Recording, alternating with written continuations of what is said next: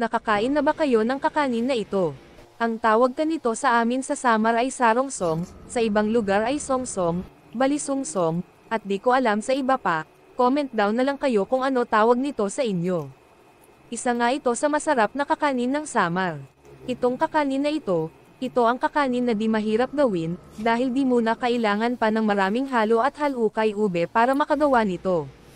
Natuto nga ako maggawa nito kasi nung bata ako naggagawa kami nito para itinda.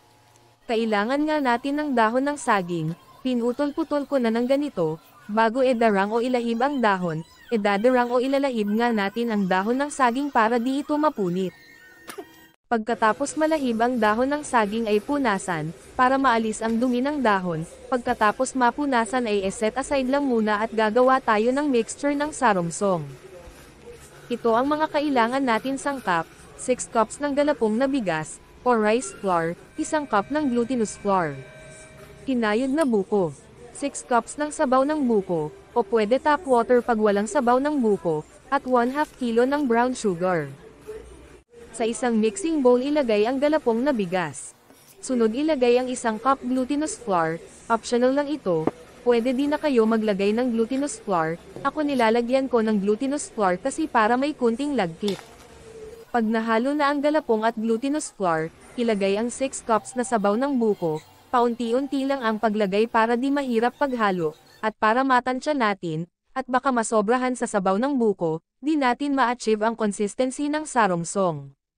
Nag-add ako ng 1 cup ng tap water dahil kulang ang sabaw ng buko, 1 buko lang kasi ang binili ko, bali 7 cups lahat ang nalagay ko kasama ang tubig. Sunod ilagay ang 1/2 kilo ng brown sugar nga ang ginagamit dito para di maging maputla ang resulta ng sarongsong, pero kung gusto nyo makulay ang sarongsong pwedeng-pwede nyo lagyan ng food color. Haluin lang ng ma-dissolve ang sugar at mabalance ang tamis ng sarongsong mixture, ganitong consistency nang ang ina-achieve natin sa sarongsong mixture. Salain para masigurado na wala nang namumuo na flour. Pagkatapos masala ilagay ang kinayod na buko, mas maraming buko mas masarap, kaso medyo mahal nga ang buko dito sa Manila kaya 1 buko lang ang nilagay ko, di katulad sa probinsya pumunta ka lang sa bukid makakakuha ka na ng buko.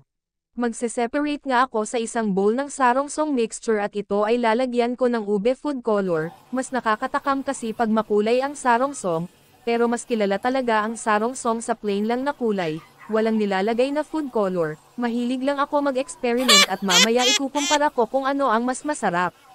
Ready na ang ating sarongsong mixture, magbabalot na tayo, mag-form ng ganitong shape gamit ang ating nilahib na dahon ng saging. Tingnan nyo na lang paano ko ginawa, ang hirap i-explain.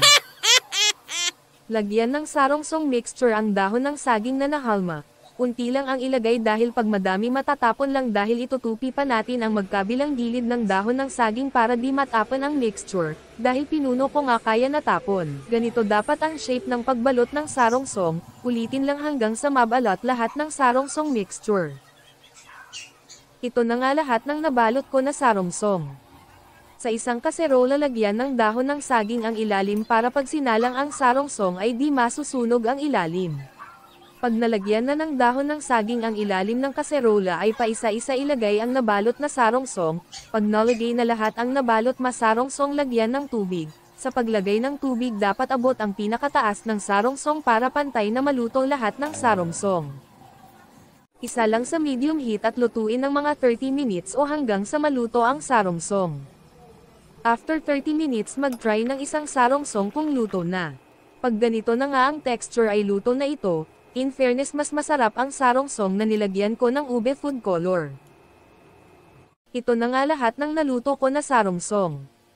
Ito ang sarongsong na plain lang, kung ikukumpara ko sa nilagyan ko ng food color mas masarap ang may ube food color.